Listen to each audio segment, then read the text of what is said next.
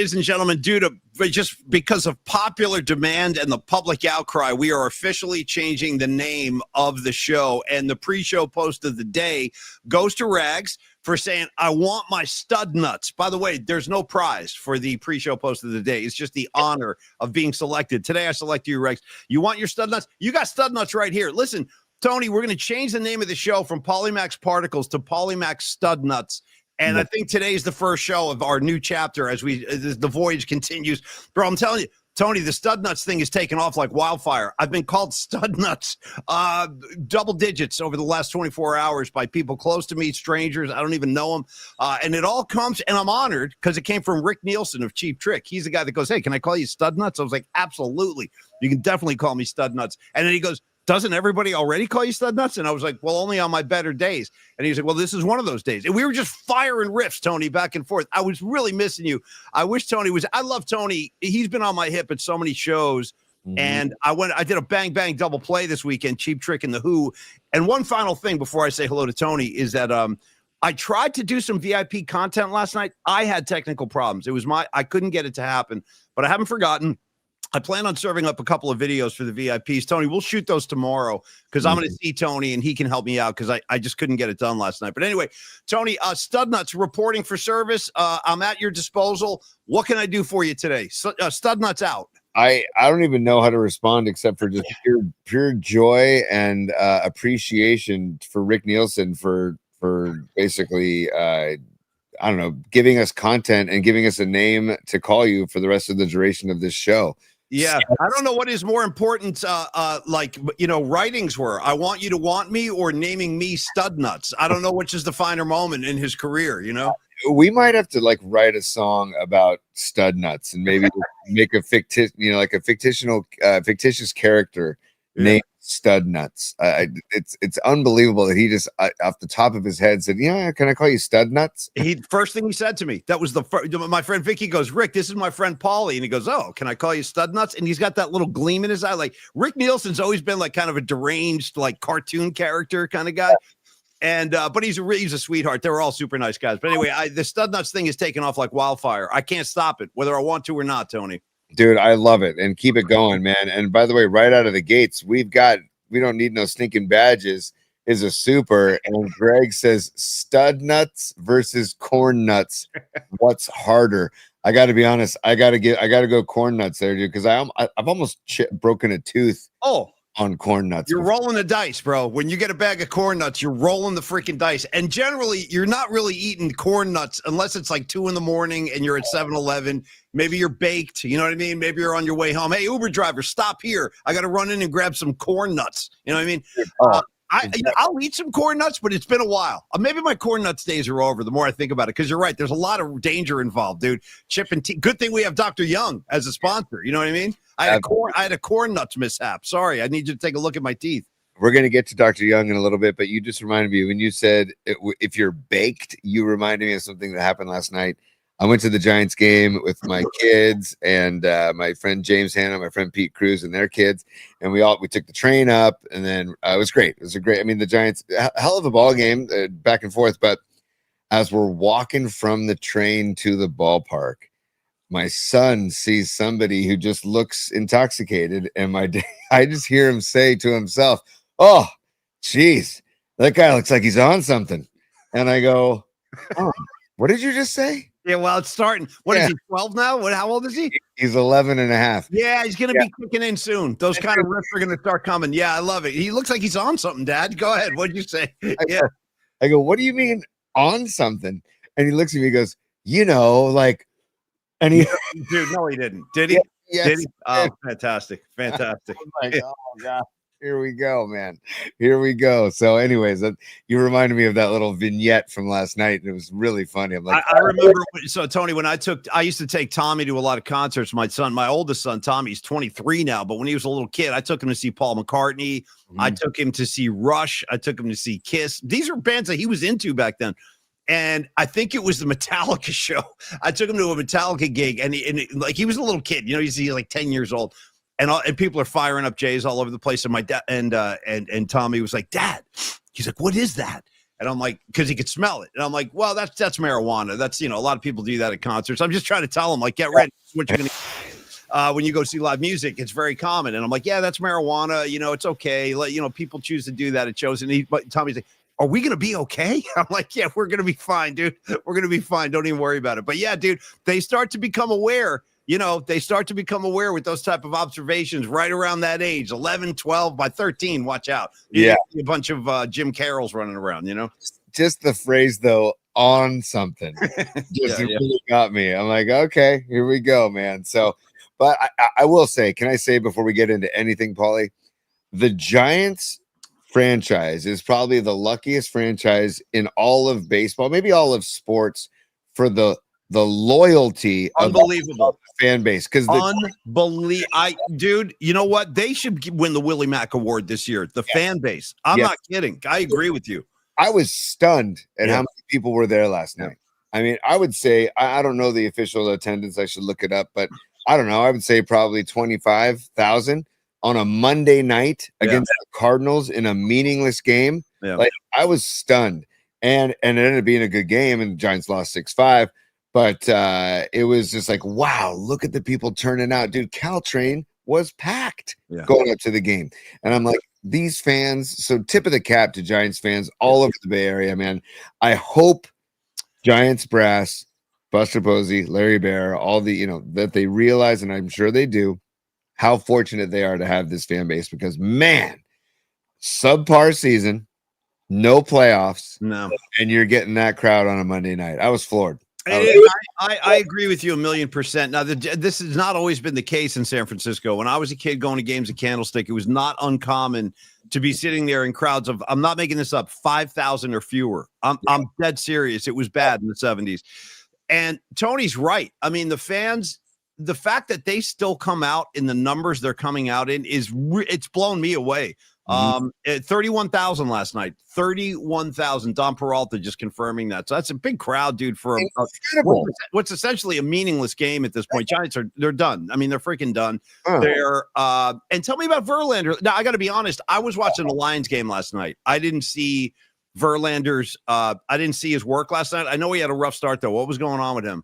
Well, first of all, we're declaring right now that when we're not rooting for the Niners, we are all aboard the Lions bandwagon. Can we just declare that now? What a big win for them, too, dude. Going into the Bullies in Baltimore and just basically punching them right in the nose. I have a lot to say about this game. We will talk about it. And by the way, to set the show up, we haven't done that. Our friend Lo Stee is going to join us at 11:30 today. I do want to set up the San Francisco Food Bank Fund Drive. I'm going to launch that thing tomorrow night on the night flight. We'll just do 3 days of fundraising. If you guys can make a donation, the San Francisco Marin County Food Bank is going to match it. So let's come strong. Maybe everybody throw in a 5. You know what I mean? And that'll just think about it like this. If we have an opportunity to help people that are literally starving, count me in for that, dude. I'm in. I want to help. So we'll do that tomorrow night. Low Stee at 11:30, Tony. Sorry. And also, real quick, hello to everybody on YouTube. Hello, X people. Hello, Instagram people. And, of course, our good friends on Cron 4 Plus app, the streaming app. You can check us out on Roku and Apple TV. We're all over the place there, Tony. And 11:30 p.m. streaming brand new episodes of PMP every night until we change the name to Stud Nuts. But for now, it's PMP. Yeah. You know what I mean? Yeah. Yes. Don't forget the Amazon Fire Stick as well on your smart TV, the Cron 4 Plus app. So stoked to be partners with them and Chris Flynn, the general manager, who it was his idea to bring us aboard, and so we love it. And we're gonna have some stuff cooking through the Cron 4 Plus app coming up soon, and through the 49ers and NFL season. Looking forward to that because, dude, NFL is freaking king. NFL is just freaking. Well, that's all the evidence you need is I didn't even look at the Giants. I mean, I did. I checked in for a couple of pitches here and there, but I was totally dedicated to football. Hey, my first time going into the comments tonight, Keep Stella Blue. Yes. He says, Tony's look vote, Frosted Flakes. I'm not sure. Oh, I see what he's saying. He's saying that. And by the way, great handle. Keep Stella Blue, bro. I'm all over that. Stella Blue. Tony, he's calling out your poncho, and I think he's saying you're flashing a Tony the Tiger vibe, like those stripes. I dig that. Good eye, good artistic eye. Keep Stella Blue. I like what you're saying, dude. I love it. Not your mystic eyes, but your artistic eyes. And sorry for those. I mean, it's one of my favorite Keith songs. But who? I'm sorry, Tom Petty. Sorry. Well, not Tom Petty. You know who's that's actually a Van Morrison song. He was with But my version that I love so much is the 100%. Petty version. If you haven't heard it, go look it up. It's freaking dude. amazing. It's amazing. And he has, I know exactly the version and that's the version I like too. But it's like an old Van Morrison song that Tom Petty covered. And dude, the version you're talking about, it's on that box set, and it was recorded at the Greek Theater in Berkeley. Yep. And dude, in the middle, there's like a breakdown, and he just starts talking to the crowd, and he goes, "This is the thing. I got goosebumps when I heard this." He goes, "Wouldn't it be great?" He starts talking to the audience. He's like, "Wouldn't it be great if just for one moment everything was all right?"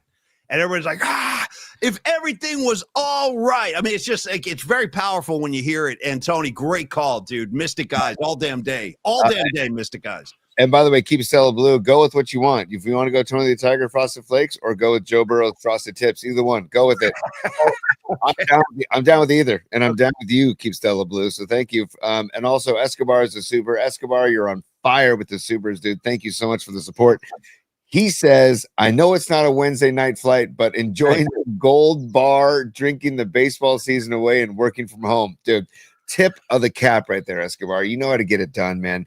I was telling Tony I'd tip my cap, but I don't have one anymore. Dude, we have a crisis over here in the PMP community. I have lost the only hat I've ever loved. Truly, the only hat I've ever. I'm not really a big hat guy. The one hat I loved was my Canyon Inn 49ers hat. Bro, it's gone. I don't know. And I'm furious at myself. I can't find it. I'm upset. I feel like I'm missing a family member. So anyway, I would tip my cap to you, but I don't have one. Hey, by the way, and he's gone. Instead of he's gone, it's gone. Steal the cap right off your head. Okay. It's gone. It's gone. Ain't nothing gonna bring my cap back. Yeah. My cap's gone. Boom, boom, boom, boom. All right, Tony. Also, should we give some love to Dr. Matt Young? We probably should. It's time. No, not yet, Paulie. Okay. Sorry. Yes. Giants baseball. You asked about Verlander, dude. He didn't have it last night. Yeah, I think he gave up 10 hits in four and a third. They were jumping on his first pitch and lacing him. So it was one of those off. He just had an off night, man. Where were you sitting in the yard, by the way? Where were you? Where were your seats? So shout out to my friend Pete Cruz. His law firm. Sorry, Tony. You know how I like to play the game. I hear a name, too. I got to ask multiple questions about Pete Cruz. First of all, any relation to Pablo? Second of all, and now, bro, if you're with me on this, I'll be thrilled. Going back to the 70s on this one. Any relation to Pablo Cruz, and any relation, Tony, to Heidi Cruz, bro? Heidi Cruz. You with me on Heidi Cruz? Who's with me on Heidi Cruz? All right. Houston Astros? Yeah. Go ahead, T. Yeah, Heidi Cruz, Tony. He's not related to Heidi Cruz, Pablo Cruz, or Jose Cruz, former Giant. Jose Cruz Jr. But anyways, Pete Cruz, his company, his work has tickets in the 415. So we sat in the 415, and it was actually awesome. You're by the visitor bullpen. The kids can roam down below and play skee ball. Let them roam. Yeah, they're better because they can't sit still for 9 innings. Let them roam. Yeah.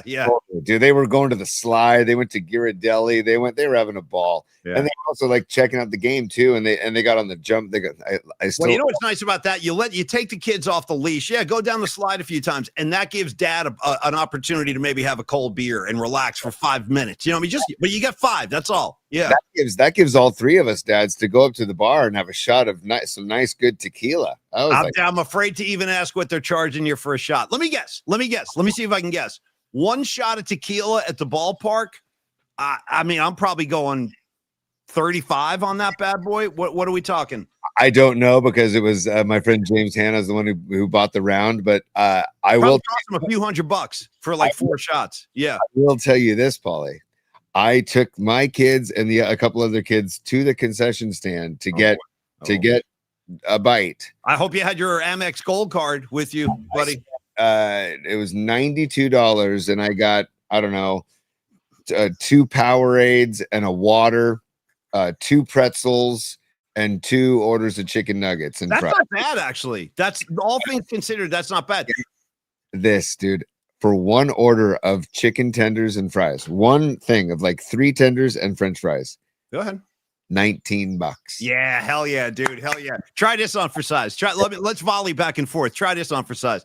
I'm down at Shoreline Amphitheater seeing the Who on Sunday. Tremendous show. Shout out to Miriam, my seatmate over there. She won the tickets. Bro, at one point, because Drutzy bought some food, my buddy, before the show. So we're eating some food. I go, you know what? Let me go buy. Let me treat us to a couple of beers. Tony, 2 beers. You ready? 2 of them. That's it. 2 cans of beer.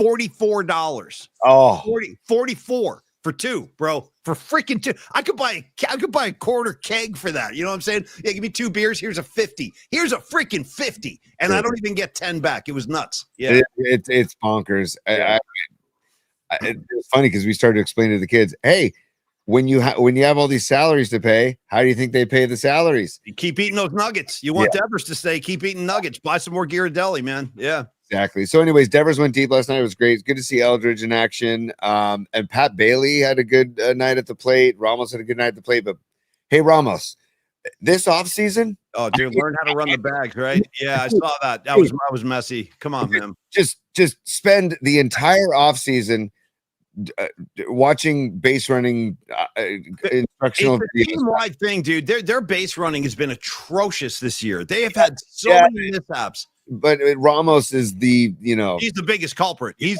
bumbling around out there like he doesn't know what's going on. I know, it bums me out. Right. So anyways, figure it out, Ramos, because I like Ramos. I do. And this kid Gilbert playing center field, my God, he is a jackrabbit out there. So no Jung Hoo Lee. So it was an off night for the hooligans. But I'll take Drew Gilbert for a Jung Hoo. You know what I mean? I'll make that kind of swap. That's okay with me because I love Gilbert. Everybody does. I love the whole kid's vibe. Choke him out if you need to. You know what I mean? Choke him. Yeah. Yes. And then also news came down right when we started the show, and shout out the Robot Centaur Sports Desk. Major League Baseball is going to go to the challenge system for the automated strike zone. So next season, it's official. So you get 2 challenges a game. If you don't like the pitch call, you can challenge it. And if you win the challenge, you don't lose a challenge. So if you don't like a ball or a strike call, say it's a full count and you get rung up on a called third, you don't like it, you can challenge it. And then they go to the review. And what's with the tap? You can. That's the symbol. That's the symbbo to like challenge it. Here's my symbol right here. Oh, right at you. I don't know if I like this. I mean, give me your thoughts. I don't know how to react. I'm losing my way with baseball, dude. Pitch calm. I'm tapping hats. How do you feel about this? Is this good or bad for the game? I don't know anymore, bro. I really don't, dude. And by the way, I know I see the pros and cons, right? You go through the pros and cons. I think it's a slippery slope, man, because next thing you know, it's all going to be reviewed. It's all going to be from the booth. It's all going to be automated. And it's like the game is just completely changed and completely different. And it's like, once you open that door, I feel like, because we already have review, and review is enough. I think that's enough. Balls and strikes. I mean, dude, part of the beauty of pro sports is the human element. I agree with that. Yes. Of getting things wrong. And then managers losing their minds or players losing their minds and having, you're going to lose all of that. Yeah. And I think too, on top of everything you just said, that umps, I mean, big league umps, think about it. They're the best at what they do. That's why they're up in the major leagues, just like the players. And I feel like when an ump has a bad night calling balls and strikes, let's say a guy, like, there's a low and outside pitch off the strike zone and the guy calls it a strike, he will generally realize his mistake and then give a gift as like a makeup call. He'll go like, all right, give you that one then. That one's a little closer. I'll give you a strike on that one. And that's how they balance it out generally. Umps they know when they have bad calls and when they make a mistake. And a lot of times they'll try to correct that by kind of giving a little gift without saying that. And kind of balancing it out. Yeah, I don't want to hand the game over to the computers too much. I mean, I really don't. I feel you. I like the human element. And plus, the worst thing is just stopping the game and these delays. Like, baseball is slow enough as it is. You got everybody standing around like with headphones on, waiting for call. I mean, this dude, it's tough. It's tough. It just slows the game down to a crawl, and I don't think that's good for the sport. That's my opinion. Look at Candlestick Kid. He agrees. He's saying, thanks for the super Candlestick Kid. He says they are killing baseball. And it's true.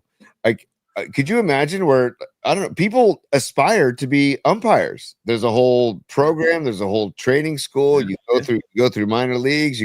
It's the same route as a player, Right. and then you get called up. And you're telling me that that's going to be if they open this door, I promise you, it's going to end up where there's going to be no more umpires. What are the umps making? What do MLB umps make? I have like literally no idea. None. I don't know specifically, but I think they do make six figures. I would think they got to make a couple $100K, maybe something like that. I think they do pretty well. So, yeah. And I mean, your whole life is on the road. There's no home. There's no home. You don't have a home series and a road series. You're always traveling on the road. So I don't know. I just love the human element. I hate going this way, dude. We're creating our own demise as a human race. Oh, I can't, bro. By the time your kids graduate college. I don't know what's going to be. Where are you going to go? There won't be any jobs. It's an AI is like eliminating the human species, and we seem like we can't get there fast enough. I'm like, I don't know. I'm trying to like I like humans. You know what I mean? I like human beings. You can't make out with a computer. You know what I'm saying? Hey, Escobar the third, Angel Hernandez, best they have. I'll take robo-umps. I feel you. By the way, Escobar, I want to tell you, thank you so much for that Gold Bar whiskey that you gifted me. I've been really enjoying that. First of all, the bottle is so badass with Montana and that bonus patch, dude. They give you the Joe Montana patch. Nice. I put that up on my fridge, Escobar, just so you know. I get the patch on my fridge. Thank you for the Gold Bar. I'm really enjoying that. I've been doing some like mixed drinks with that stuff, and it's been great. So thank you, Escobar. Tony, I want to give you a little story about the human element from your favorite ball player, Lenny Dykstra. Oh, yeah. This is great. I heard him tell this story on the Howard Stern show years ago. He was saying that he would actually research and ask around about different umps. Let's just say he had an ump he knew was going to be calling balls and strikes that night. He would ask around like, hey, what do you got on this guy? Yeah. Like, is he faithful to his wife? Does he drink? Like, and then I'm not even kidding. And then Lenny said he would get in the box and he'd be like, hey man, he'd be like looking like getting, kicking dirt and like, getting ready for the at bat, but he'd be talking to the ump looking down and he'd be saying, hey man, I heard about Emily in St. Louis. He's like, give me some good calls in this at bat. Don't make me have to go public with that. And then he would like get ready to bat, but he would be like messing with the umps, getting dirt on them to try to influence positive calls. And then he said what? And then Howard was like, well, what happens if the strike is, right down the middle and he calls it a ball? And then Lenny was like, I would say something like, you sure about that call, ump? You sure? Like, you know what I mean? So, stuff like that would be gone. You know what I mean? That makes me. I already loved Dykstra as a player, and it makes me love him even more hearing that story because that guy talk about a deserved nickname, Nails. They called him Nails, and he deserved that nickname. He was a great player. He actually led the National League in hits one year, like when he was at the Phillies. He had some really good years, Lenny Dykstra. I mean, with a baseball-sized wad of chaw. Oh. He's diving into bags. He's swiping bags. He's leading off. He's a great leadoff hitter. He's got pop. He's got speed. I loved Dykstra all damn day. But Paulie, on a larger scale, Escobar, I hear what you're saying, dude, about Angel Hernandez and all that. But, dude, at some point, like Waymo. The other day, I'm driving with my daughter. And I'm like, hey, Olivia, look to your left. And she looks, and there's nobody in the car. They're all over San Francisco, bro. They're a menace. They're everywhere, and they're all empty. They're just driving around, like clogging up roads. I've had it. I understand why out of the gates it feels like a good idea, but anything that is computerized is also hackable. So what happens if they go to automated strike zones, and next thing you know, some fan somewhere, some Dodger fan, most likely, some jackass Dodger fan in some basement somewhere, like programming strikes. Great call. Who's going to be the first to hack the system? I'm just saying, when you open that door, it just is trouble. Stick with humans. We're all humans. We're all in this together. We're all going to make mistakes. Like, Jesus Christ, what are we doing? We're creating our own demise. And people are going to be looking. Tony, who sang that song back in the 80s? I'm only human, flesh and blood, a man. I'm only human. It was bad. One of those bad 80s tunes. Who was that? First of all, it's not a bad song. Okay, my bad. Sorry. Apologies. Yeah. Second of all, I think it was the Human League. Well, of course. Of course. It better be. Shout out. What's the name of your band? We're calling ourselves the Human League. Hey, you know what? While we're talking humans, Tony, shout out to the greatest human moment in pop culture history. Shout out to George Costanza's made up charity foundation the human fund, bro. Yes. The freaking human fund. Yeah. All right, Robot Centaur, get him up there, and then I want to do Dr. Matt Young. Robo Umps will take Wamos to the ballpark. You know what I'm saying, Fareed? Bro, and I always love seeing that thing with his eyes popping out. I love that. Good to see you, Fareed. Thank you, man. And by the way, the umlauts all over the Robot Centaur No, name. he knows what he's doing. He knows. No, it's perfection. Yeah, we need some umlauts. We got to get some umlauts over stud nuts, bro. Stud nuts, umlauts over both. You know what, Dom? Get to work. Get to work, Dom. Let's get a stud nuts logo happening and umlauts everywhere. Yes.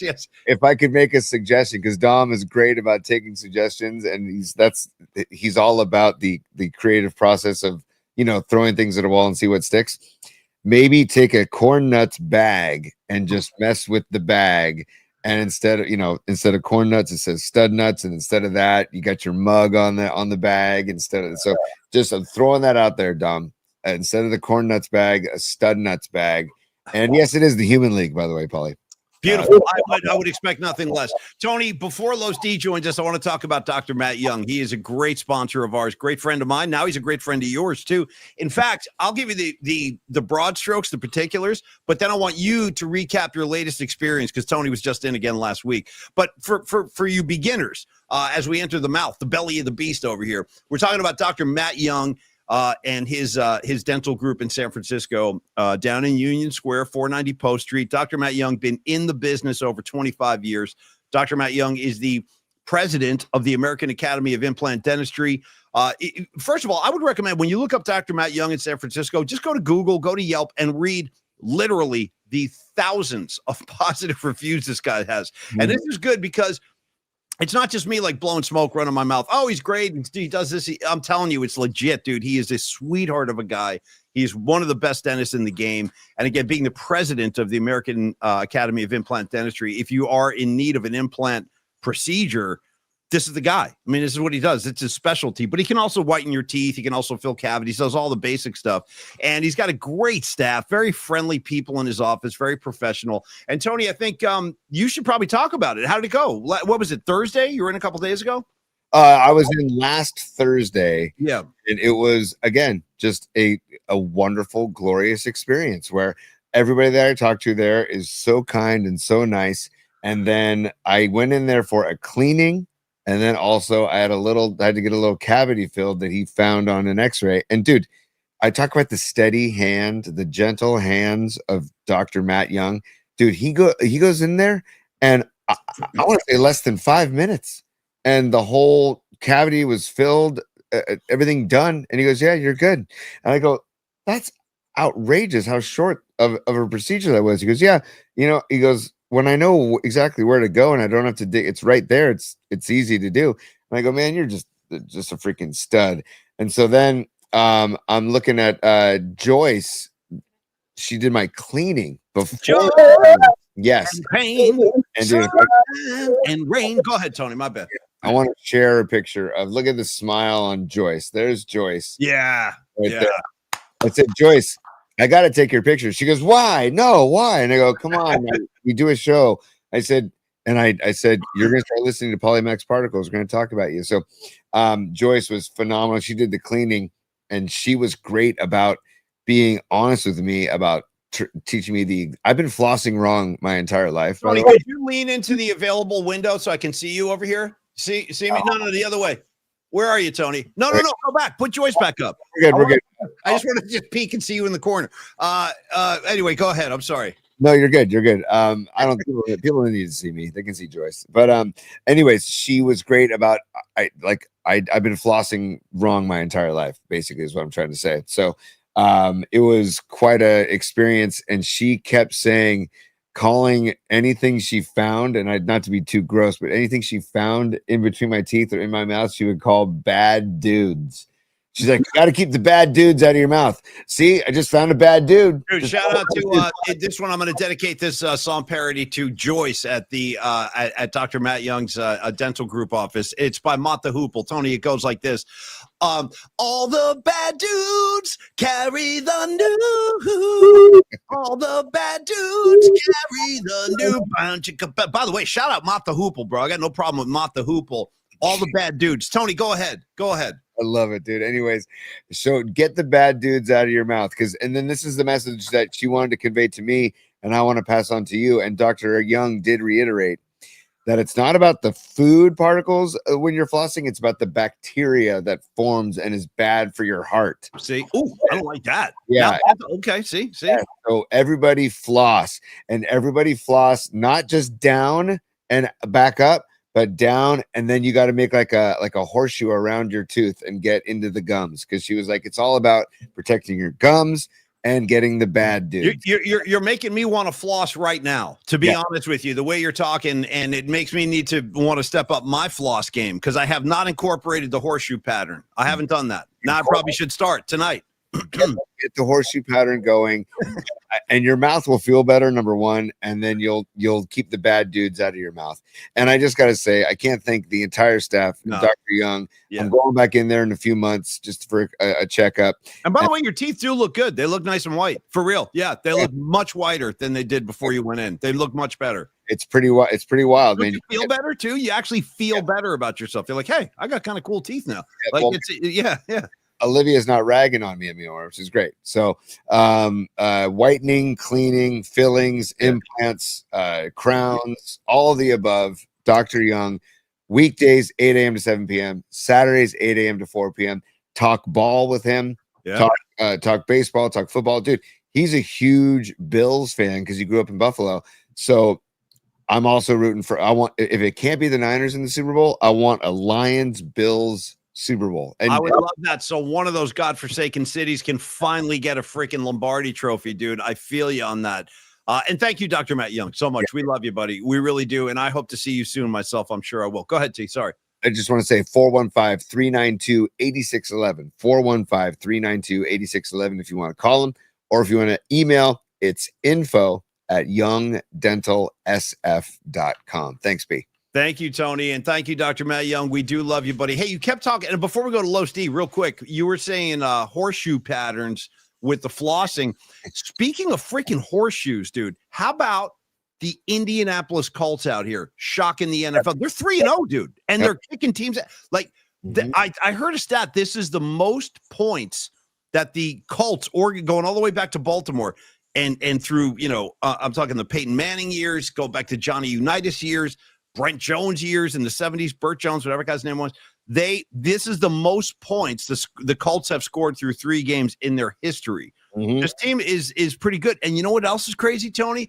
The New York Giants are over here bumbling around as usual without a good quarterback. Russell Wilson was atrocious. I would argue, looking back, because I watched a lot of the Chiefs Giants games. They replayed it yesterday, so I was watching a lot of that on the NFL Network. I think if the Giants had a more competent quarterback, they might have been able to win that game. Yeah. They had a 1st and goal sequence where Russ Wilson was just throwing balls out of the end zone. He did a quarterback draw on one play. It was like a gain of 2 yards. Just bad play calling, bad execution on the field. My point is, they let Daniel Jones go. See you later, dude. We don't need you. Look at him in Indianapolis. Dude, it just shows you it's not so much the athlete all the time. It's the right situation. You have to be with the right coach and the right offense. And I think Daniel Jones he's found a home now, dude. He looks like he can play to me. Hey, Paulie. Hi, Phil Simms here. So thank you. It goes back to the Phil Simms days when they had like a real quarterback. I mean, think about it. Think about all of the quarterbacks that have been a New York Giants quarterback the New York Giants have gone through since Phil Simms. It's pretty wild, man. You want Kerry Collins? He played in the Super Bowl, by the way. Kerry Collins started in the Super Bowl for the Giants. Yeah. Yep. Eli, man, you know what? This might shock you, Tony. I actually never hated Eli Manning. I didn't. I give the guy respect, dude. He went toe-to-toe with Brady twice, beat him twice. You got to give it up. You got to give it up. Dude, total tip of the cap. I totally agree, man. And if you had to rank your Mannings, who do you like more, Peyton or Eli, or not Arch, but Archie? Archie's number 1 by miles, freaking miles. We had him on the Super Bowl more than once when I was going down there with Murph, and Archie Manning is a true Southern gentleman. I am not a Peyton Manning fan at all. What's the stupid thing? Patience while is on your side. His whole thing. I don't dig his whole vibe, dude. I don't think the Manning cast. I don't think Omaha. I don't think any of it. So I'm going Archie. I'm going Eli, and then Tony's got Peyton down at the bottom. I'm just not a fan. What can I do? The whole face, the whole bit. I'm not a fan. Dude, I'm totally with you. I would rank him the exact same way, Paulie. I'd rank him the exact same way because Archie got it all started, right? And then and by the way, this kid playing at Texas, they're ready to behead this kid down there. See, this is the thing. Too much hype. That's why I was saying let's slow our roll on Ricky Pearsall.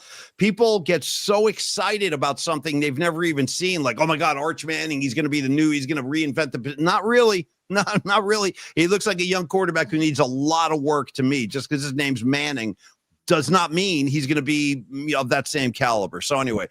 There's my Colts take. If you like it, that one's for you, Tony. Because we don't do a lot of Colts takes on the show, but it was worth mentioning. They are playing great football. Well, and dude, I was going to say we got to talk Bosa. Do they trade? That's the whole thumbnail we had today. Is do they trade or do they not trade and go with who they have and Bryce Huff and Gross Matos and Michael Williams and so it's an issue. We can get into that with Los D as well. But it's a major bummer that we have lost Bosa for the season. The guy is, I don't know. It's just a major bummer, but it goes back to, I don't know. We were talking about it yesterday, Paulie, that do you need to be that tightly wound and that big to be an NFL defensive end? I don't know if you do. But I know that muscles I'm sorry, not muscles, tendons and ligaments are snapping, tearing much more than they used to. And that tells me that they're tightly wound. So and also I wonder if they the whole preseason training camp, they need to take it more seriously than they do. Do you know what I mean? Like maybe not. I'm not sure. You mean in what, their preparation or workouts? Like, what do you mean seriously? I don't know what you're saying. Like, I'm not. Well, I shouldn't say they don't take it seriously. Of course, they take it seriously, but don't take as much time off in training camp or take as many games off. Play in every single game. Get the reps. Get your body acclimated before. I don't know. I mean, injuries happen all the time. I know, and some of them are fluky. But I just things that I'm wondering about. The whole preparation of it all. And I don't know. I just feel like the more preparation you do, the better off you'll be in game situations, or you increase the odds of stability and good health, basically. I mean, I understand what you're saying. I have to think, though, that Nick Bosa, I mean, the guy's a world-class athlete. I would hope that he's done the proper limbering, stretching exercises. It's funny. It's not just, there's a lot, the injuries in the NFL through 3 weeks this year is pretty staggering, and big names, guys like Joe Burrow, gone. Nick Bosa, gone. You know who else is out? Najee Harris just blew out his Achilles over the weekend. Najee Harris is gone now. That's a big blow for the Chargers too. I think Harbaugh wanted to use him a lot this year, so you throw him on the pile. There's so many, that's actually part of the discussion I want to have. Is Los D ready to rock, Tony? In 1 sec. He checked in, and then he had to check back out. I think he's getting his robe. Honest to God. Good. Let's get Los D in his robe, because I actually want to ask him one of the things I'm going to bounce off both of you guys. And Los, this is Carlos De La Fuente from Flex Funding. He's going to hop on with us today.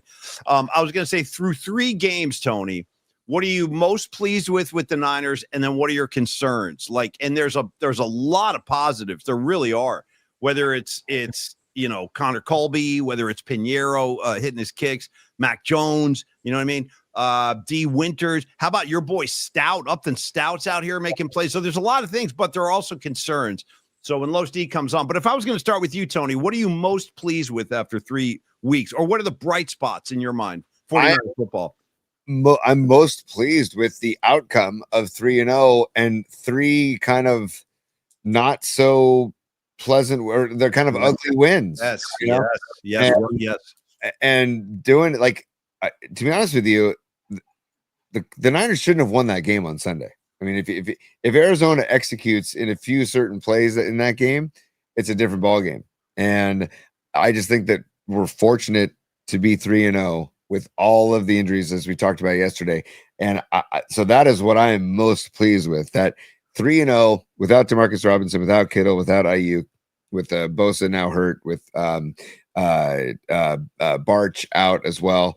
And but the thing we talked about before as a concern is the use of McCaffrey. As we talked about, he leads the NFL in touches and 77 touches, and that's got to balance out. I agree. I look at Escobar. He's going, everyone's concerned with CMC usage. I'm not.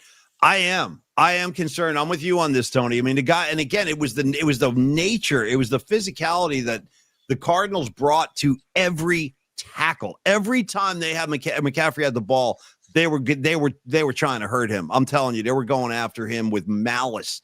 And I think we're going to see more and more of that because, if you take McCaffrey out of the game plan, it's a whole different ball game. He attracts so much attention. So I worry about that a little bit too. I would like to kind of spread that workload around in the 49er backfield. I'm not so sure Shanahan is going to hear our pleas on that, though.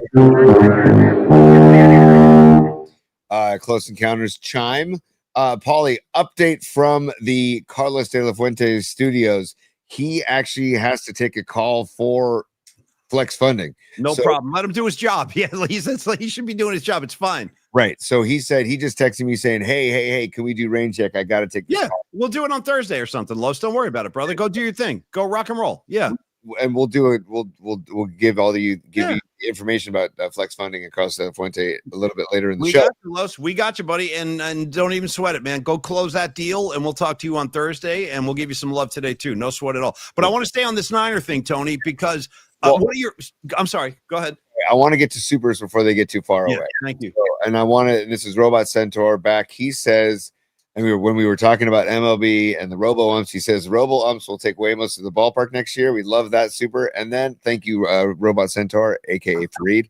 And then Escobar chimes in with another super. He says the Colts have only punted once this season. I like when teams like this kind of, now who knows if they can sustain this. We'll see. It's three games. Doesn't the season seem so much longer to you, Tony? It's like a psychological thing, I think, but having 17 games, there's something about that is, it just seems so much longer to me. 17 is, even though it's only one game, it's like, man, oh man. So I was going to say the Colts are 3-0, but they still have 14 games to play. It's a lot of football. Yeah.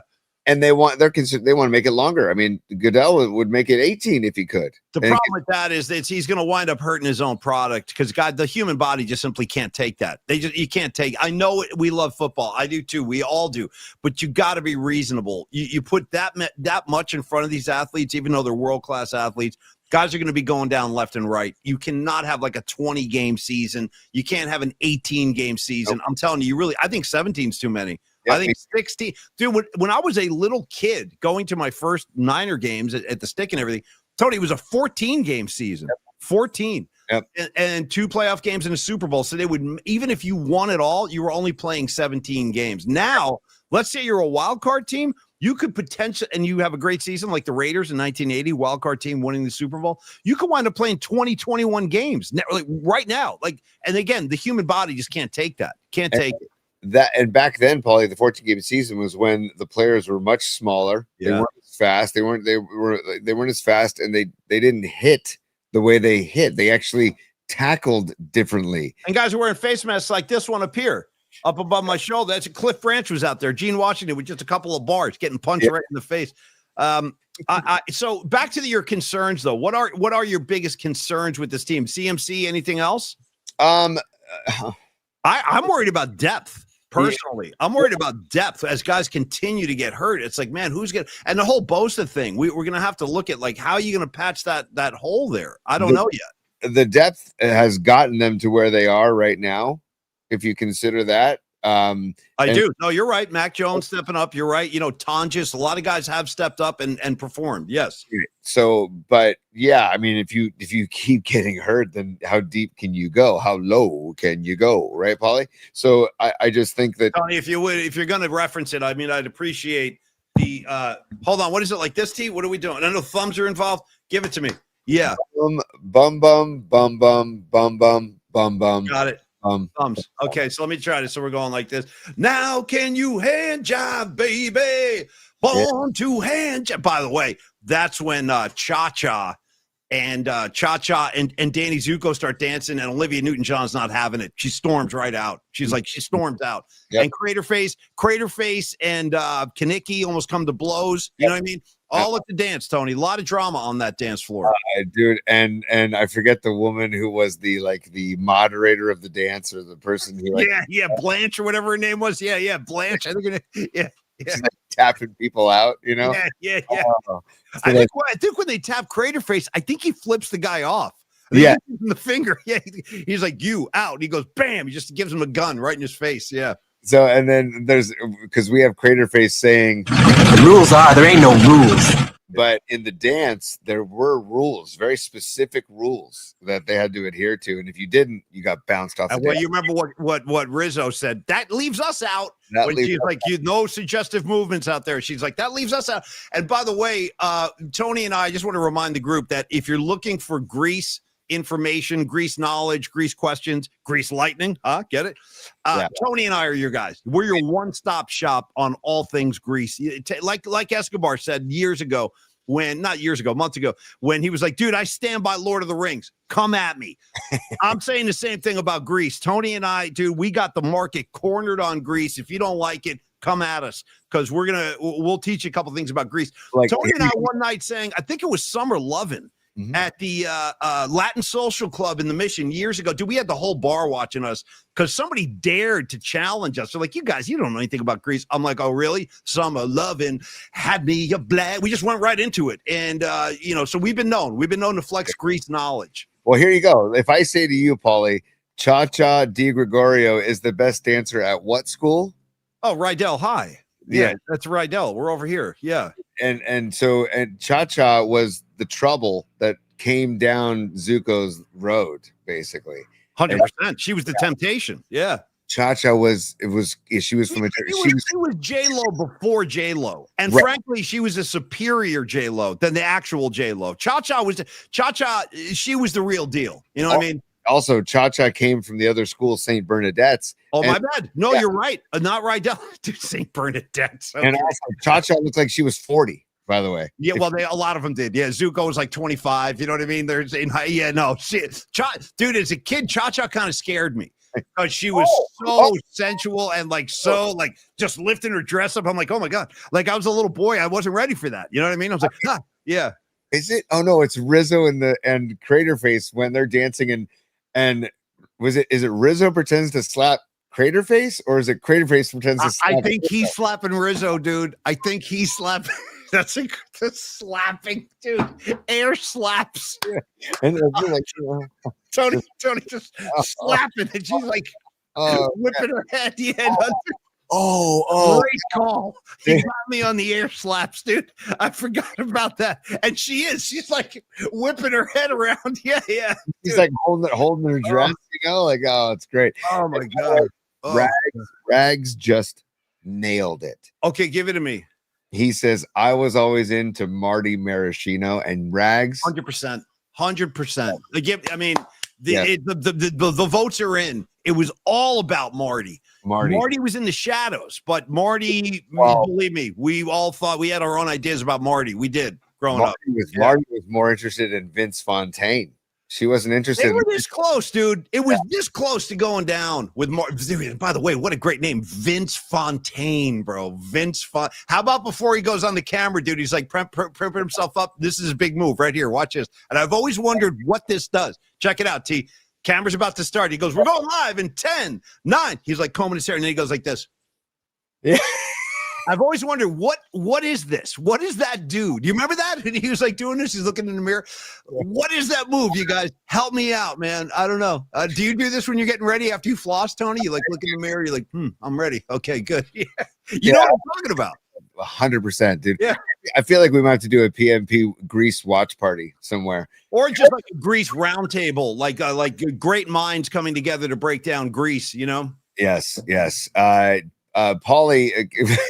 Steering it back to the Niners. I almost don't want to. This is more fun than talking about Niner injuries. Yeah, doing Rizzo. Dude, the air slaps. That's going to be my big takeaway from today, dude. The freaking air slaps while they're dancing, dude. Incredible. Hold on. What's her name? Rizzo and Craterface, right? Yeah. I'm gonna look that up. We can keep talking, bro. I'll look With the that. scorpions. Yeah, you got scorpions, you got T-birds. He was a scorpion. Yeah. Oh, dude. Well, here's this is wow. This is Whatever you got, anything to enhance the bit. I'm ready for it.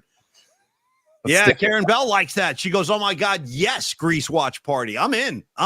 Karen, I'll sing all the songs too." Oh, there we go. Dude, look at Creative Face right there. He's off his ass, dude. He's out of his mind. Can you blow that up a little? I could use more. I don't think I could use more Creator Face, dude. Oh man, that picture, you saw that, like the intensity, dude. The intensity of his dance is yeah, see, it's amazing, dude. Yeah, see, I can't find the exact.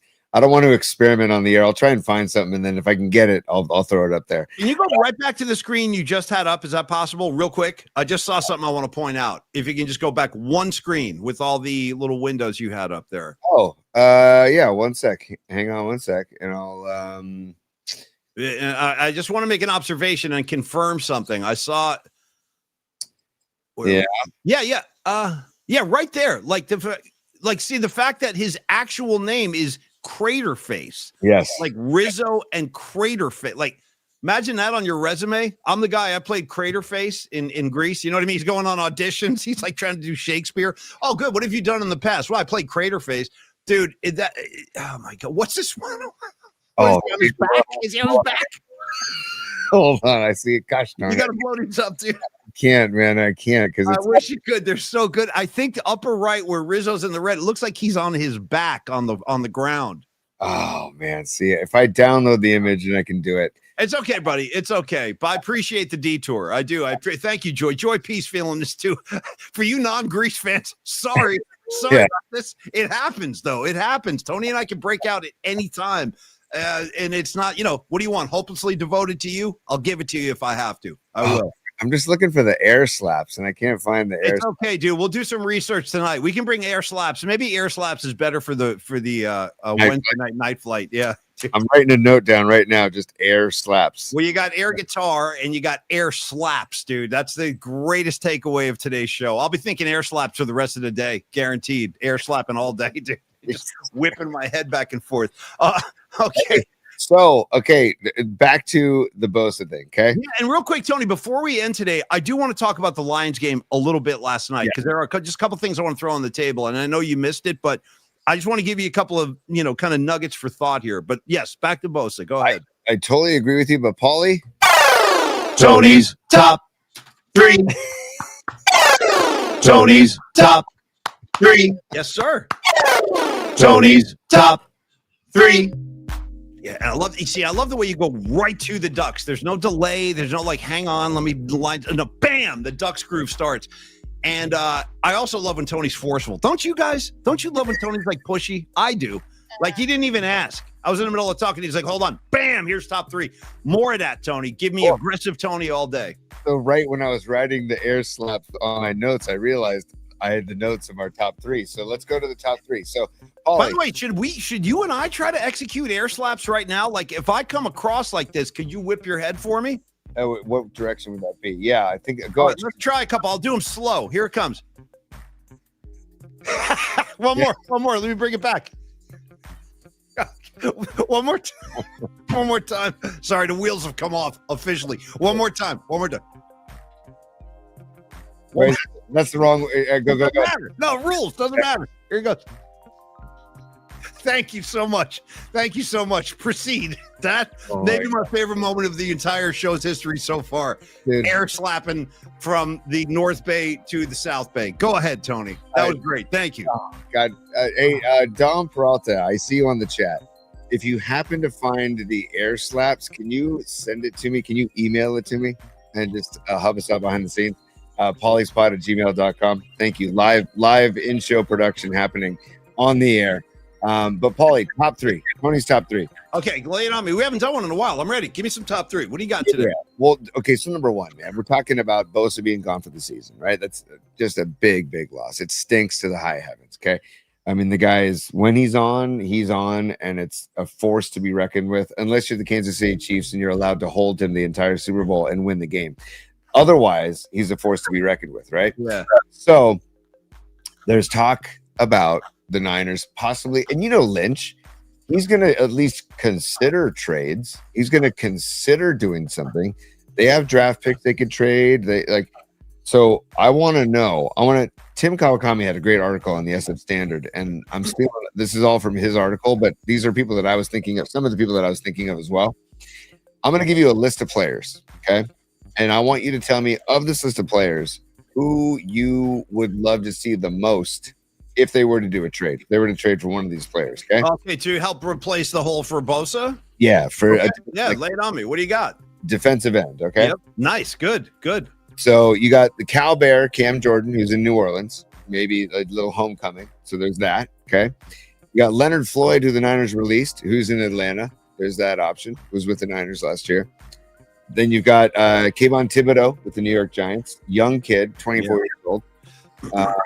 You have Eric Armstead, who's actually coming to Levi's this weekend with the Jags. Yeah.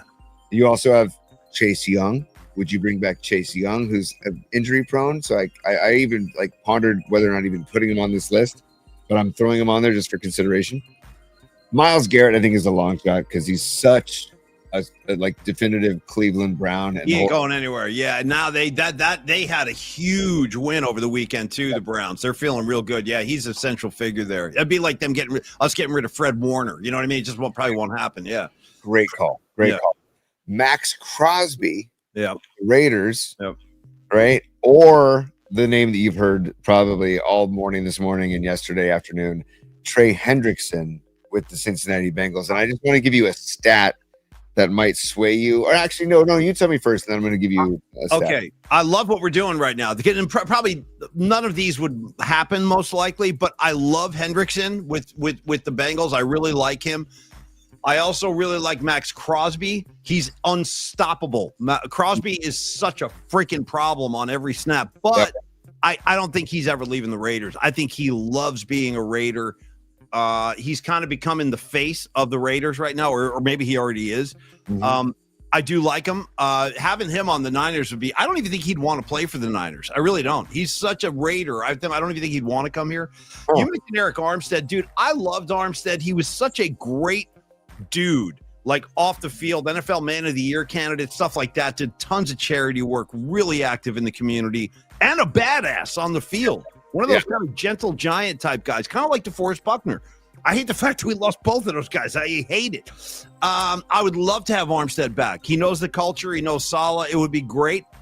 So, but if you're at my first two would be the dude from Cincinnati, Hendrickson, or Armstead in a perfect world. Because I don't think Crosby's going anywhere. I don't think Garrett's going anywhere. Yeah, I love Armstead. I've always loved Armstead. I've missed Armstead since he's been gone.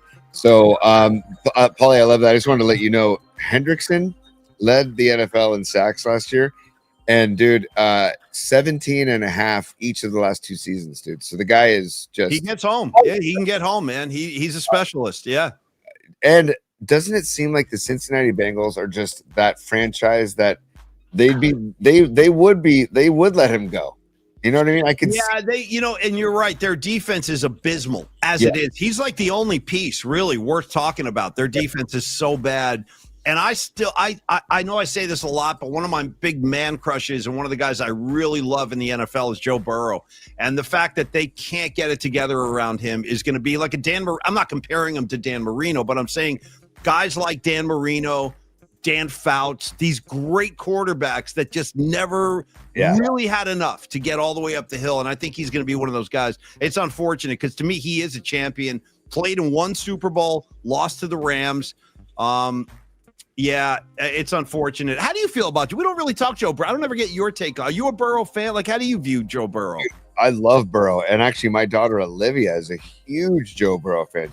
Is this like a crush, like her first crush kind of thing? Nice. Crush. She watched that show Quarterback with me on Netflix. And Dad, don't turn it off. Don't turn it off. I'm like, fair enough.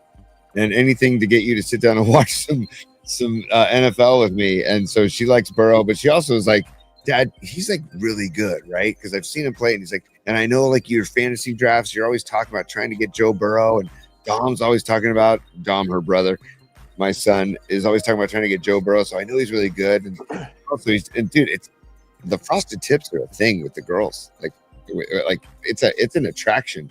he's hit home with the frosted tips. So hey, ladies, Joy P, let me ask you a quick question. Noemi, any of you fair species out there, when you frost tips, is there tinfoil involved? Is that the thing you got? I'm dead serious because it's I'm not only you've seen the ladies at the come on. I mean that. Have you seen the women at the salon? They have there's like foil in their hair. Is that for frosting tips? You guys help a brother out. I don't know what's going on, but I have seen the ladies in the salon. They got the tinfoil. And I think that's for frosting tips. I think. See, another perk of being bald. See, sorry, Tony. Sorry. Noemi's coming in. She goes, nope, only for highlights. Okay, well, I knew something was going on. I've seen the foil. Tony, have you ever seen the foil? You laughed. I think that's why I laughed, because I've seen the foil a ton. I grew up with 3 sisters. Dude. Yeah, well, there you go. Right. Yeah, sitting around with foil in their hair. I never understood that. I'm like, I don't know what's going on. You guys are all wearing tinfoil. I'm getting out of here. You're like, I'm getting out of the way. Yeah. I can't tell you how many times my dad and I were banished to upstairs to the little TV because my mom and 3 sisters and our female dog all would hang out downstairs and just take over the TV. And this is back in the day where, you didn't have TVs in every room. You didn't have remote controls. It was a simpler time, but a more difficult time in that respect. So, Paulie, so I love the Hendrickson idea. Yeah. If you have to trade some draft, it's almost like do him a favor, get him the hell out of he's in hell in Cincinnati. This is going to be a rough year in Cincinnati, man, a really rough year. So let's save this guy. You know what I mean? Let's save Hendrickson and put him on a real team because he could help us right now. He could help us today. The same way they brought Trent Williams in 2020. The same way they brought CMC in 2022, Lynch could do something like this and use a draft capital for this and get Trey Hendrickson. If he came here, he would. Let me throw this at you, buddy. Let me throw this at you as a consideration because you got to give up something pretty significant to get a player of that caliber. So would you do this? This is the kind of conversations they'll probably be having. If they call Cincinnati, would you be willing to give up with draft picks? Would you throw Mac Jones in the equation because they need a quarterback badly? Well, I know they're big on that Browning kid, though. He didn't play that well this past weekend. He got him a win a couple of weeks ago when Burrow went down. But are they? I didn't know they were hot on him Browning. They're hot on him as like a good backup. But yeah, Mac Jones, if he plays again this weekend and does well again, that could be enter the conversation. Would you do that? Would you cut him? Because you see, this is a guy that we might need. Niners are going to need a backup quarterback, obviously. To get Trey Hendrickson, I would do what needed to be done. I would too, actually. I'm with you. I would too, because I think you could bring another quarterback along in the Shanahan system. Right, and I also it's the system too, Paulie, that a lot of the quarterbacks are successful in the system. I'm not saying Mac Jones and Brock are system quarterbacks. I'm just saying that the system is very helpful to their games. That's what I'm saying. And Paulie, if they can get Trey Hendrickson and include Mac Jones, I'm fine with that because, dude, how many times have we knocked on the door and haven't finished the deal? And there are windows that they're not closed, but they're closed. You're right, dude. You are correct, brother. Yeah. The clock's ticking. Clock's freaking ticking on this whole thing. Yes, and that's why, I was so upset when the Niners lost that second Super Bowl to the Chiefs because, how often are you going to get there? You know what I mean? I'm like Nick Bosa. How are you ever going to get back? I don't know. Now I don't know. That's why when you get there, dude, handle your business. Win the effing game. I mean, put a foot in Mahomes' throat if you have to, but find a way to hold that. By the way, Joe Schmo, why don't we offer up York's firstborn child? You know what I mean? Maybe we'll throw that in the deal. I'll give you Mac Jones, couple draft picks, and the York's next baby. We'll throw him in the mix too. Yeah, he's all yours. I saw a text earlier. I was talking to Fareed, Robot Centaur, and Escobar, and those guys about maybe this is something that happens 5 weeks down the road in October when teams are definitively out of the hunt, or the season is looking like it's a failure, and then teams want to get rid of people. So it may not be something that you do right now. And you see how you do with Bryce Huff and Michael Williams and Gross Matos. I mean, Gross Matos, I'm assuming is going to start. Would be my guess, but just keep them off the base paths. You know what I mean? Right. And Bosa's injury history is starting to scare me a little bit, where he's yeah, no, I don't know. I mean, now he's going to have two bad knees, or he's coming off some major surgeries on each knee now. So yeah, you got to wonder, and it's unfortunate because the guy's a specimen. He's a specialist. He's a great player, but again, played in 2 Super Bowls, came home with nothing. Right, and dude, again, to reiterate, Kittle's not getting any younger. Nope. Okay, McCaffrey's not getting any younger. Ayuk, who knows how Ayuk is going to come back? We don't know. I mean, we hope that he's going to be okay, but like, dude, we don't know. I've been worried. I've been quietly kind of concerned about Kittle for a couple of years now because he invites the physicality. When he's got the rock in his hand, dude, he'll just run right at it. He'll challenge a guy, and I love that about his game. We all do, but at some point, the body's going to give on that kind of style that he plays. Extremely physical. Will challenge linebackers, defensive backs, safeties. He doesn't care. With the ball in his hand, he's going at you, not around you. He likes to go over guys, and it's a very punishing style he plays, Tony, and the body gives at some point on that, I feel like there's something intriguing, and I'm not basing this on anything. I have not seen anything at all. This is just my personal preference. There's something intriguing to me about Cam Jordan because he wants a ring. He knows he's coming to the final part of his career. He loves playing in New Orleans, but he's not happy losing, right? And he's a California Golden Bear. I don't know. There's just something to that, and I feel like it would be like a rebirth for him. And he's still good. So I don't know. I like that, and you wouldn't have to give up as much to get somebody like Cam Jordan. That's true. Yeah, Chase Young too, same kind of guy. Because of his injuries, you're probably not going to be giving up as much. Yeah, and I would take him back. Why not, man? I mean, he can do something for us if they could, ever work something out. Keep going on your top 3. What else you got for me? Number 2. Well, first of all, really quickly, Paulie, is this guy going to be back under center on Sunday? Can you tell? Is that Brock Purdy? Okay, I see the 13. Dude, I love the skin tight jersey and the shoulders, everything. I'm assuming this is Dom's creation, right? Yeah, look at that. That's he painted that before the Super Bowl, right before the Super Bowl. Yeah. So, but we have it on our fridge, and I saw that today. I'm like, you know what? I'm gonna bring that to the show and kind of like throw that out there. I'm kind of expecting Purdy to be back under center this Sunday. Yeah, it sounds that way. I think we'll probably know we'll have a better idea by Thursday, certainly by Friday. But I think that as long as it's safe, as long as it's safe, yeah, I'm fine with it. But dude, don't rush back. Again, we just talked about the length of the schedule and the season, 14 more games. Mac Jones is capable. He didn't have a great game on Sunday. Like Tony said, the Cardinals really had a lot of opportunities to win that game.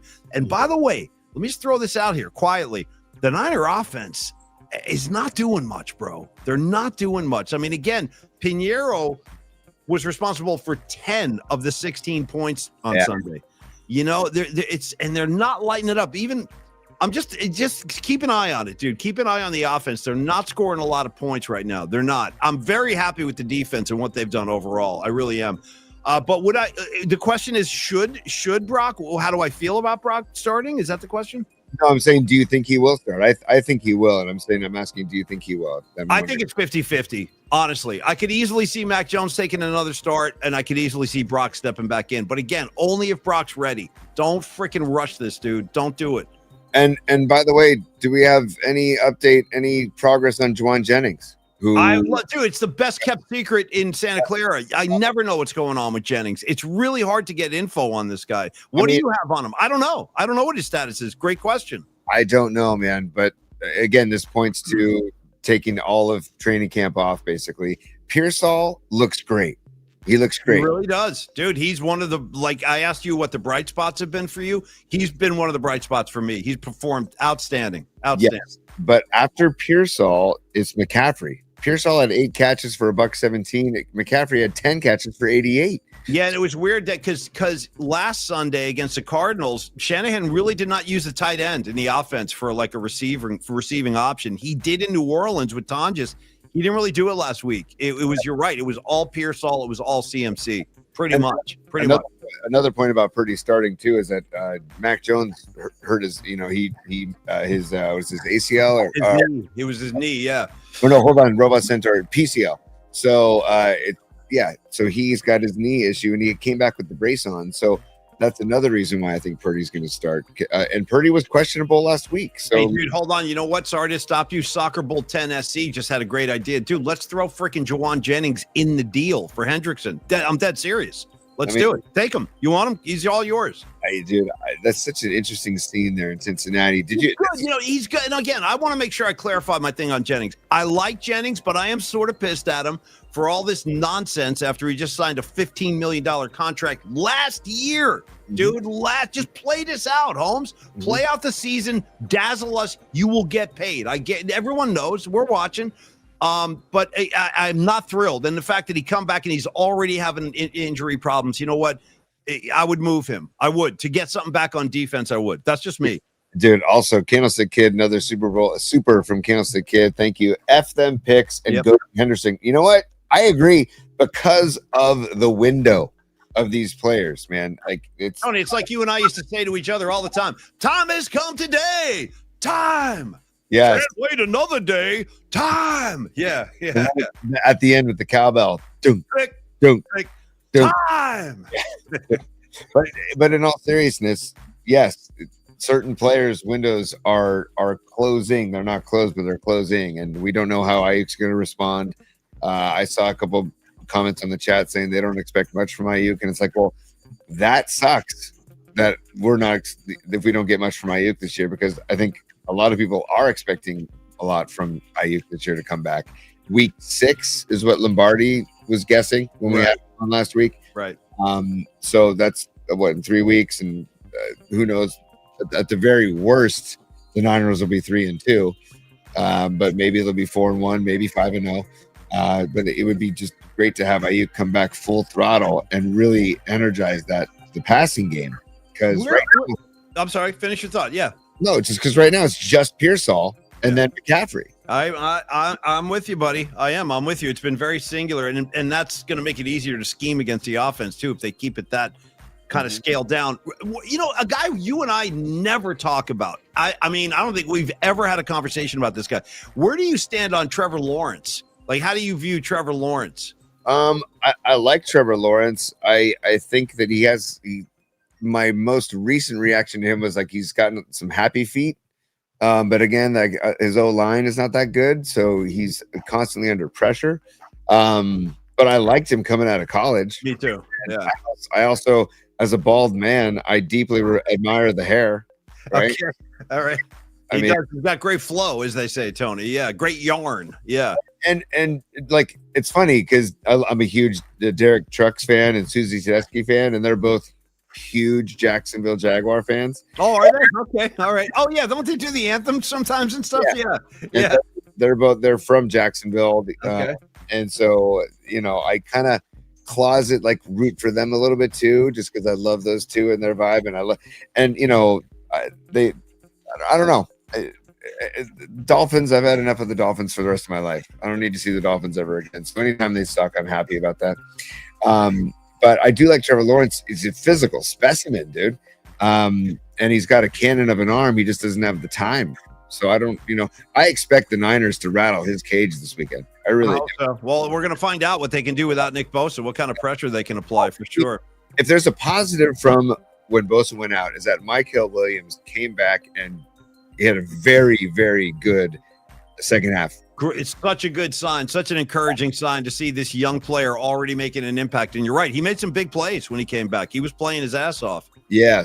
And I love the kid. He's playing with a lot of fire.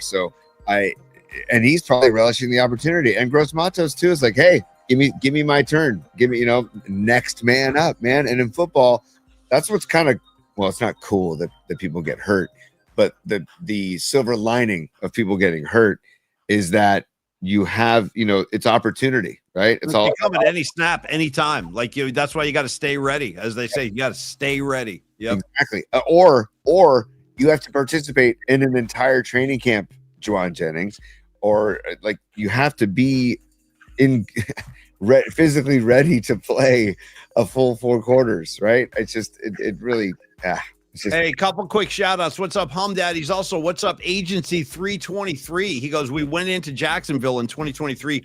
Yes. Mollywopped the Jags 34-3.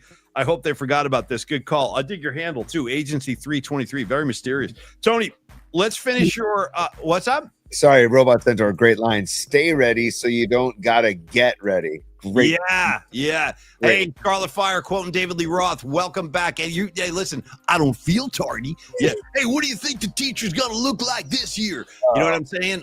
Shout out Scarlet Fire. Great to see you always, Bonnie. Thanks for stopping by. Go ahead, T. What do you got? I'm gonna throw this into Tony's top 3 as number 3. But first of all, number 2, really quick. Verlander started last year or last. Yeah. Verlander is on a 1-year deal for the Giants this year. I think it's 18 mil, right? Would you want them to bring Verlander back next year? I'm not even going to hesitate. I'm saying yes. Okay. Yes, I do. And he has already said he wants to pitch again next year. He's not done. He wants to keep pitching. Yeah, I'll take him because this season taught me a lesson about the rotation with the San Francisco Giants, that he was so off in the first half, and I'm not alone. It was all of us were saying this, dude. It's over for Verlander. Well, we got to cut this guy loose. We got to, dude. Look at how he has redeemed himself to the point where now I think he's the best arm in their rotation. Crazy as that is to say, and I include Logan Webb. I include Robbie Ray.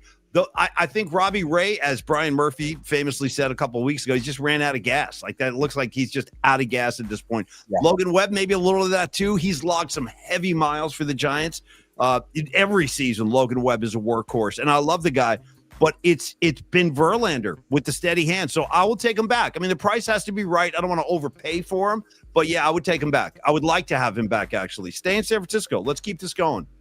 I would like to have him back, too. I just don't know if I want to pay him $18 million this year. I agree. The price has to be reasonable. Yeah. We're not going nuts here. Yeah. Yeah, and also the chat's on fire right now. First of all, Pine Needle, I'm going to air slap the S out of you. Phenomenal, Pine Needle. Then we got Verlander. I'm sorry, Groschel saying, Steve Groschel saying, can Verlander hit? And then also Agency 323, can Verlander play defensive end? Well. By the way, I'm jumping topics here a little bit, but I want to go over. Pardon me, because I've never seen this handle, and I love the name. Tony, welcome to the proceedings. Cinema Pigeon. You got me? Ooh. Cinema Pigeon. Nice. Cam Jordan, I think, is a great trade. He would be cheap, will be a great mentor for the young guys. Still should have some gas left in the tank. Cinema Pigeon, welcome aboard. Good to see you, man. Boom. Robot Centaur is a super too. So let's get Fareed some love, and then you got to finish his top 3. I want to know what third.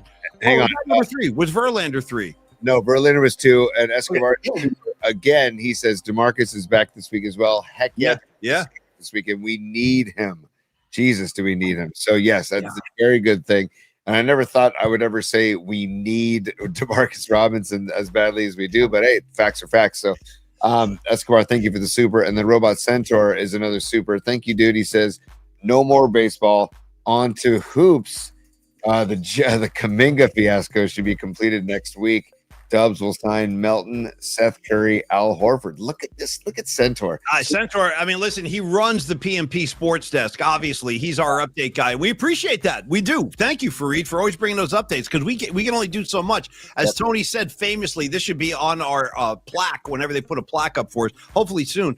And it'll say, we're a 2-man operation, for Christ's sakes, over here. You know what I mean? But with the help of guys like Dom and you, Fareed, as our sports update guy, thanks so much.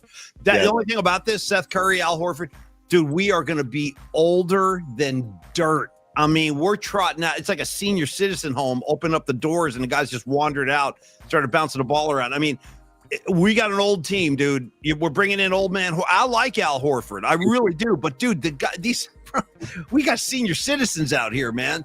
I just wish it's the same thing I was saying about Joe Burrow. The guy's such a talent. Bill, put something around him. Steph Curry, too, dude. I don't want his final years in the league. I don't want him playing 500 basketball. I want him on a good team, a good Warrior team. So I don't know if that's going to do it. What do you think? You know what I mean? I love Seth Curry, too, but not – I don't know if those guys are like difference makers at this point. Al Horford, too. Good off the bench, give you some minutes, but, I don't know. I got to be completely honest. I have ignored everything Kuminga related because I just don't even want to dive in yet. I just don't. Is he just either he's going to be a warrior or he's not going to be a warrior? Just we'll get there. I just enough of it. It's kind of like it's like the Juwan Jennings things to me. Like, but I know it's way more complicated than that. So I'll have to do my due diligence and read up on that. You know what, though? You're making a good point, Tony, that the business dealings of sports are not what turns us on. I feel you. They figured a Kaminga thing out already, one way or another. I'm with you, dude. We're all fatigued, and I don't like getting into the nuances of deals and like, oh my God, you know, they got this much money under the cap and blah, blah. I don't even care. Just get it done. Get it done. Is he staying or going? That's all I want to know. Patty from Napa is a super, the great Patty from Napa, queen of the scene. Today, I'm sorry. Oh, dude, today's supposed to be the Rapture. Shut up, Blondie.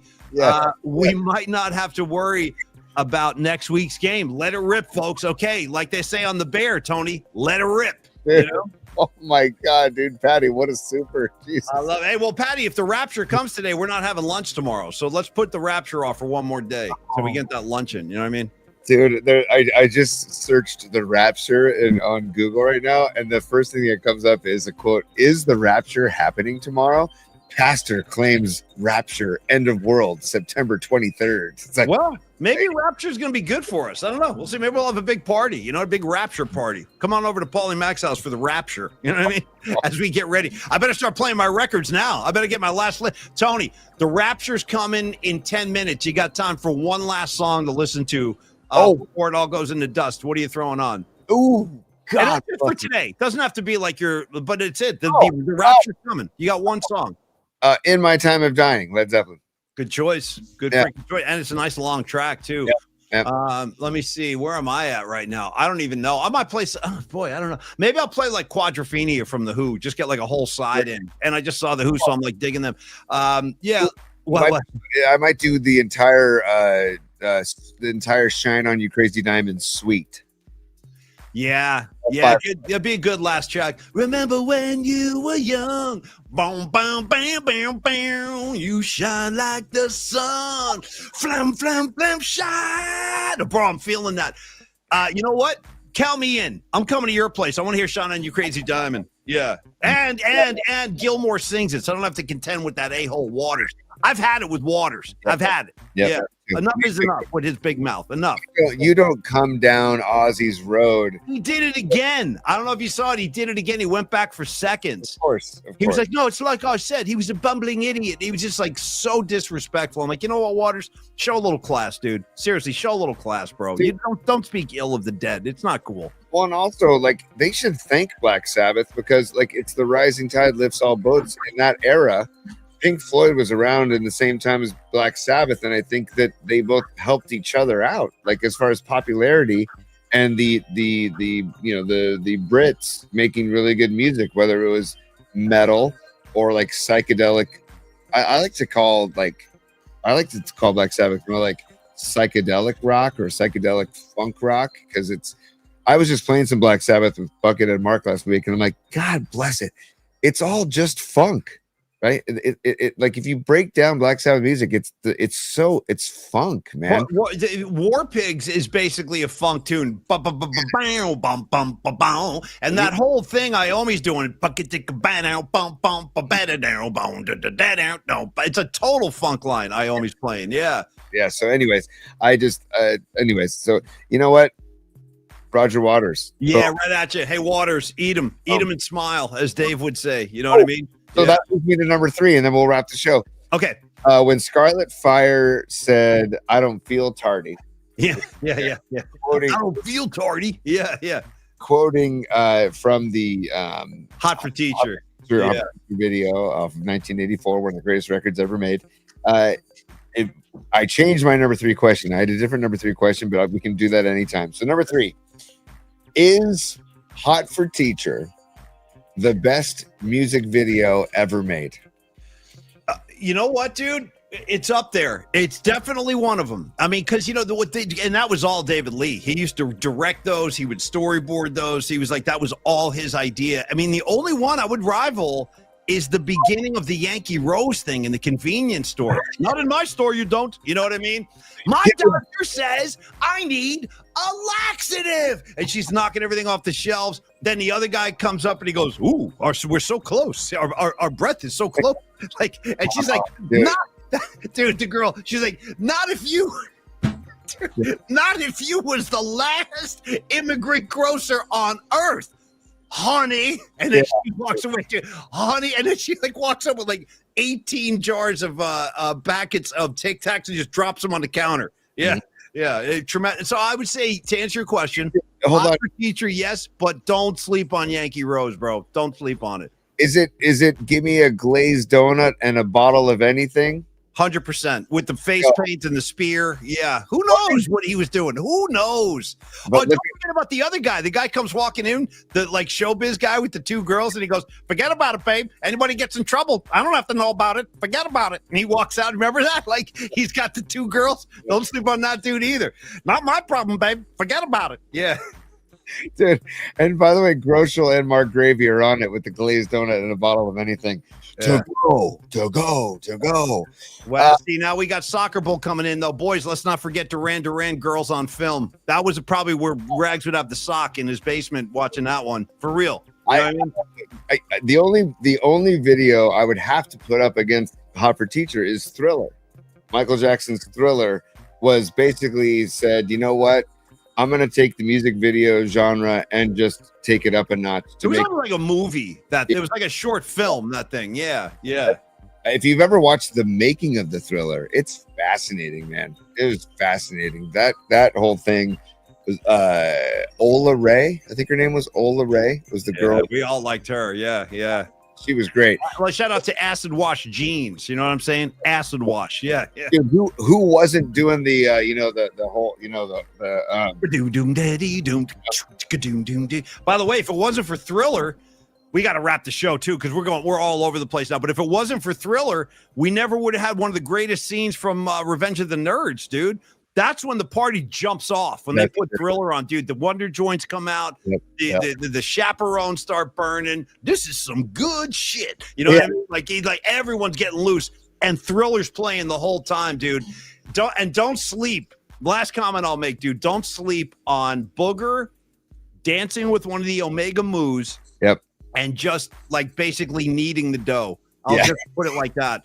They're like slow dancing, and that camera, he's just like this. He's just kneading, dude. He's kneading. And then he looks up, he goes, you moose sure can party. Dude, you moose, bro.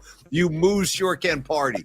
Maybe on that note, we should wind it down. You know, where else is there to go? After you party with the Omega Moose, there's nowhere else to go. Well, you know, I tried to be cool with the Alpha Betas during that movie until they put the burning sign on the front yard that said nerds and fire. Then that's it was uncalled for. No, that's when your heart breaks. You watch that, you're like, you know what? Enough. Leave these guys alone. That bummed me out, the flaming nerd sign. Yeah, that was over the line. Nothing's going to happen, Paulie, until nerd persecution ends. Yeah. Okay? How about at the end? He's like, you know what? If you've ever been picked on, you ever feel like a nerd, why don't you just come on up here and stand with us?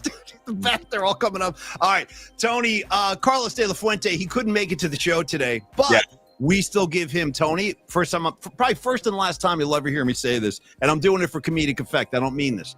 Let's give Carlos De La Fuente, Tony, his flowers. Okay, freaking flowers. You ever heard me say that? Of course not, and you never will again. We love Los D. He will be a guest on the show later this week. He has some stuff he wants to rap with us about, and he's a monster Niner fan. And he comes in with very harsh, unforgiving takes, and I love that about him. He's like, you know what? Cut Shanahan loose. Like, he'll say anything, and we will. We'll talk to Carlos. Carlos at myflexnow.com. He is one of our favorite guys, one of our favorite sponsors, and he is a specialist when it comes to money matters.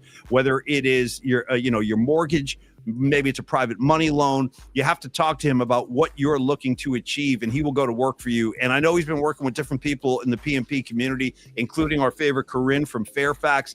They've been working on something together for a couple of weeks. But this is the thing, like, his specialty has been for a very long time HELOC loans, home equity lines of credit. If you've looked into that and you feel like that's something you and your family want to pursue, talk to Los first. I'm telling you, talk to Los about a HELOC loan, because that is his specialty. And again, Tony, for me, this is when I kind of fell in love with Carlos, when I found out that he would discourage his own freaking clients from like doing business with him if he thought it was going to hurt them.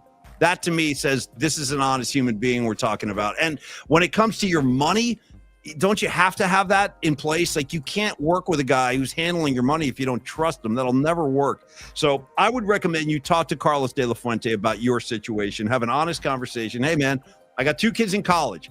The tuition is killing me. What do I do? We're running out of money. He's got answers. He's got solutions, and he's got suggestions.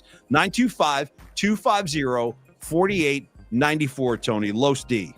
Well, you talked about HELOCs. There's also Alt-A loans. There's also reverse mortgages. There's also refinancing. There's also he has the relationships with lenders where he can get good rates. Like those. He's a connected dude. Like, that sounds horrible. It sounds like it was a mafia dude. He's connected in Providence. Yeah, he might be too. By the way, Los D might know people in Providence. We don't know. He knows a lot about Bronxdale. I'll tell you that. You know what I mean? Now you can't leave. Yeah. Dude, I'm so sorry, Los. I didn't mean to connect you to any organized crime, dude. But but seriously though, like, he says that lenders are dropping the Gambino family. You know what I mean? He's done some stuff for the Lucchese's. Yeah, he's got all kinds of. We're kidding. No, he's not. I mean, Tony's right, but it's a good riff. Yeah, it is a good riff. But lenders are dropping nationwide rate incentives, and the market's improving. And Los is on top of all of this stuff and has relationships with lenders, and he wants to help you out. Refinancers, buyers, you could save hundreds on your monthly payments. Nice. Give Los a call. So give Los a call, 925-250-4894. Even if you don't exactly know what to ask, just start a conversation with Los. He'll guide you in the right direction. 925-250-4894, or email Los, Carlos at myflexnow.com. One of our favorite people. Yeah, be familiar. Seriously. And then on Thursday we'll put him on the show and we'll have a proper hangout. We'll do a longer session with Carlos. Hey, Tony, thank you so much for the grease riffs today. Really enjoyed those. The air slaps, one of my favorite moments of the show so far.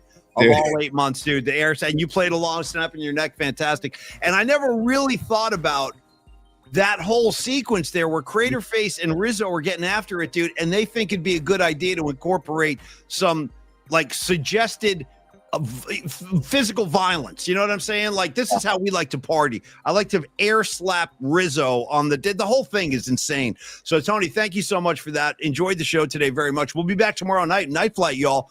Grab a cocktail, roll one up, make yourself comfortable. We always have a great time. I'm working on a special guest right now for tomorrow. I don't want to give it away yet though, because she hasn't confirmed yet, but I am working on somebody I think you guys would be really happy with. And she is a name from, let's see, if I don't get her Wednesday, maybe we can get her Thursday. But let's just give away a little hint. She has been known to have Raider ties. I'll leave it there. She has been known to have Raider ties. And we look forward to that tomorrow night, hopefully. Tony, yes, dude. Yeah. Here we go. Look at him. No, go. Can you go back? Can you go back? Hold on. There's a lot to see in that first thing you showed, dude.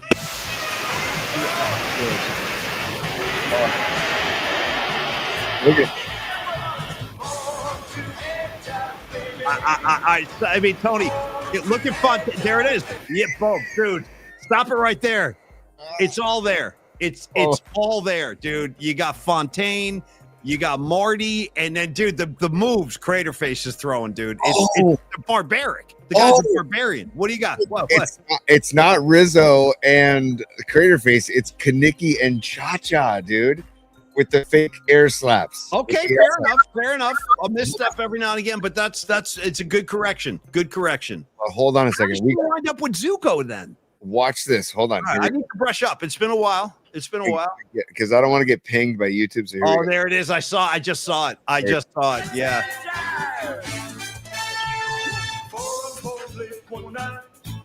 So look, you can see Travolta and Sandra D right there, and then you see Craterface and Rizzo at the bottom of the screen. Cha-Cha's already moving in, and then, by the way, look at Fontaine, just checking everything out. Fontaine's just watching all the processions here. Yeah, keep this moving. And, dude, shout out to the Rydell Ranger. Yeah. And, again, Cha-Cha not wasting any time. She's like, I don't care if Sandy's right here. I'm moving in. I want Zuko, and here I come. Yeah. Here come the air slaps. Here they come. Okay, let's go. Look at Fontaine. Look at Kaniki, dude. Look at the disgust on Kaniki's face, dude. Kaniki looks pissed. Yeah. Here we go. Yeah. Here it comes. Here it comes. Dude. It's and look at Fontaine's face, the shock, the horror. Dude, look at the freaking horror. We need it again. I need this again. We'll wrap the show just one more time with the slaps. One more. Sorry, Spotify and Apple Music. You should find this to watch. Yeah. No.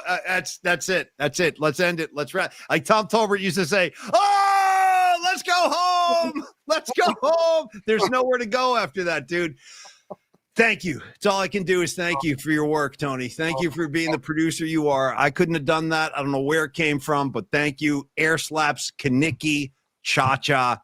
Give me David Lee Roth. I got nothing left.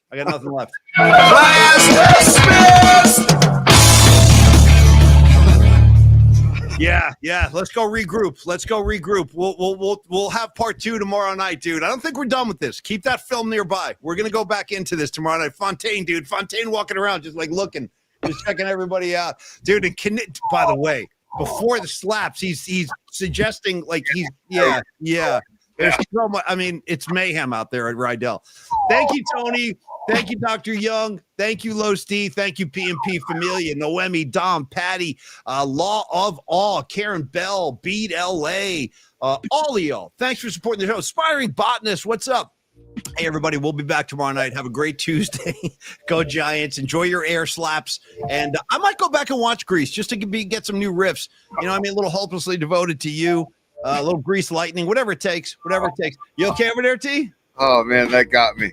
That really got me, dude. The head's like he's fully committed too, snapping the neck. Yeah. Like I said, man, Cha-Cha looks like she's 40, and it's supposed to be a high school senior dance. And she scared me as a kid. She was so aggressive and hypersexual. I was like, oh my God. Like, I didn't know what to do with that, like at the age of 10.